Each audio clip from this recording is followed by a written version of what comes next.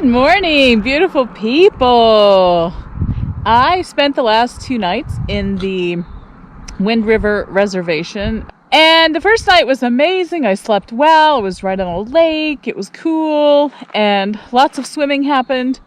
And then I woke up yesterday, and I just felt inspired to stay another day, and I did. And lots more swimming and relaxing and videos and all the stuff I work on. And then, wonderfully, in the afternoon, a couple, Rita and Tony, from Germany, pulled in their camper truck.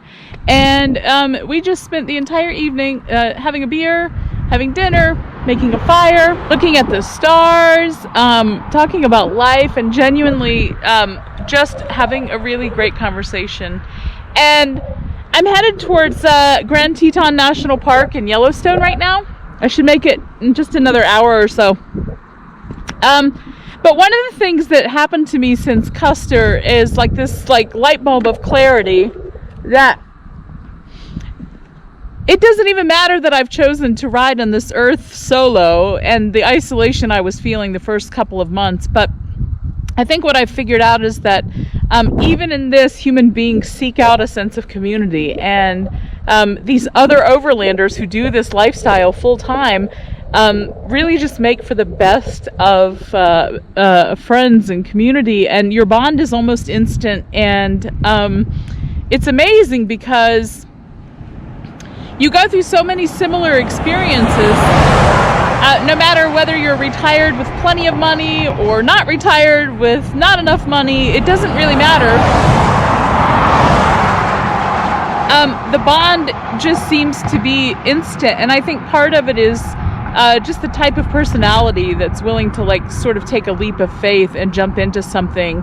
And then also there's another characteristic I find really interesting, which is there's this wonderful very positive kind of outlook of constantly seeing the silver lining in things. And I haven't met anyone who's doing overlanding that doesn't have a lot of that in them. And so it always just makes for really great philosophical, wonderful conversations. And they were just such treasures. And I'm so glad I got to meet you. And I know we'll run into each other again on the road, because that's just what happens in this world. So yeah, headed to the really cool national parks today. I'm super excited about that, and I'll check in with you later. All right.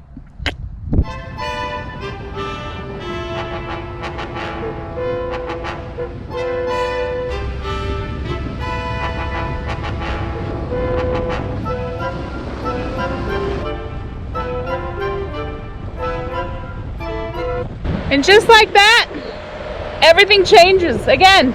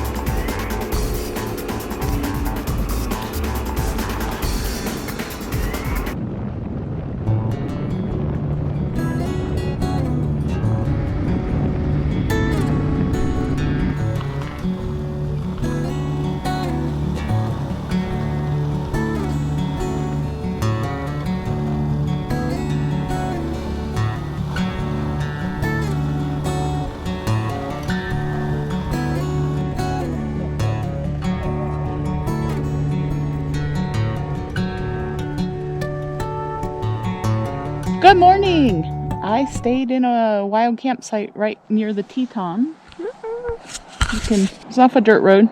It's pretty packed actually for wild camping, but it's the national parks, and this place is packed. So I tried to get out of here early this morning because I want to get to Yellowstone and see some cool stuff. All right. Oh, it got down to 44 degrees last night. Don't these cars know I'm filming? Anyway, it got down to 44 degrees last night. And yeah, I stayed plenty warm, so I'm pretty stoked about that. All right, off to Yellowstone.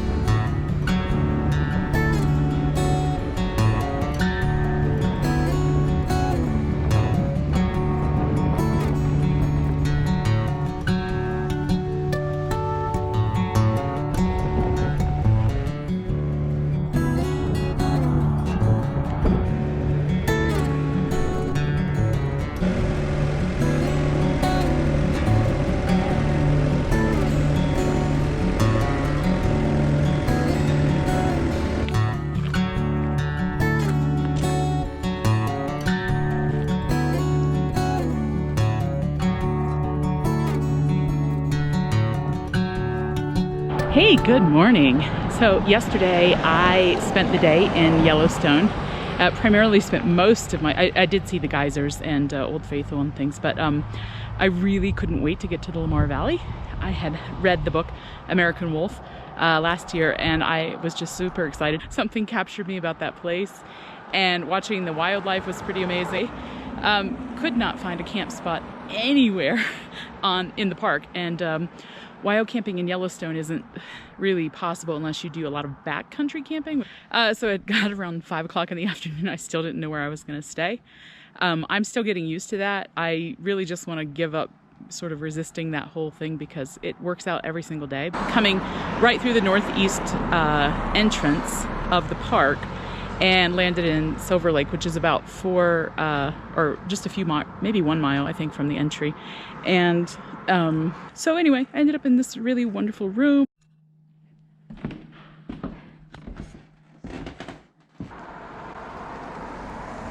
You've got cabins back there, which I did not rent. I rented a little room in that lodge. So it's like shared bathrooms and toilets and things. I'm gonna go spend a little bit more time in the Lamar Valley, and then I'm heading up towards Glacier. I'll check in with you later.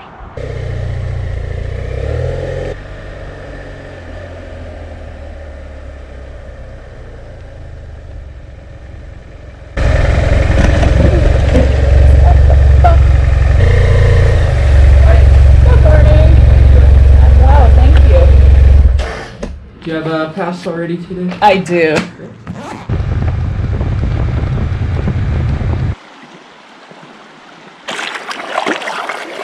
That's amazingly cold and awesome. This is the Soda Butte Creek, and it runs pretty far through here. Oh, and some spotters just allowed me to look through their scopes, and I saw 6 mountain goats way up high, and they were spectacular. So I think I mentioned the other day that I am trying to exclusively make decisions out of inspiration, and I had fully intended to take my time through the Lamar Valley today and we start heading towards Glacier. But I passed this campsite and I was like, nah, I need another full day in the Lamar Valley. It's like, it's a soulful place. This is me setting up.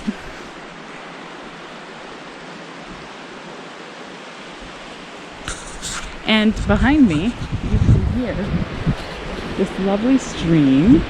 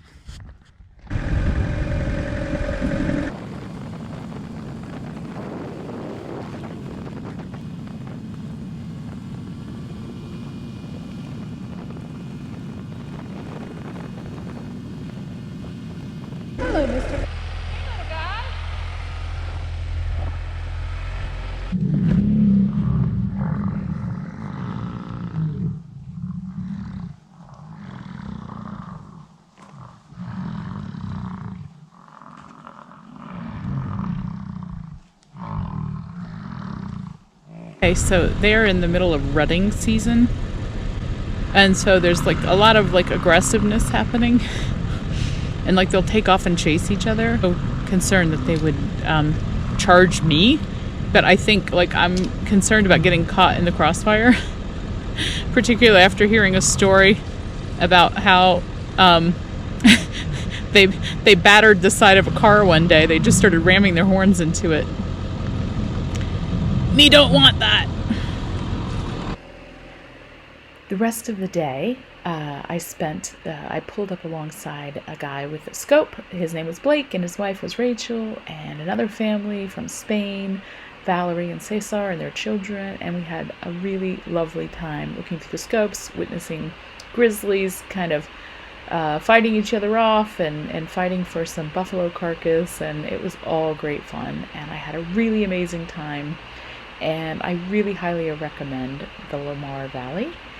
And also, if you liked my video, please do give me a thumbs up and subscribe to my channel if you haven't already. I really appreciate it. Cheers!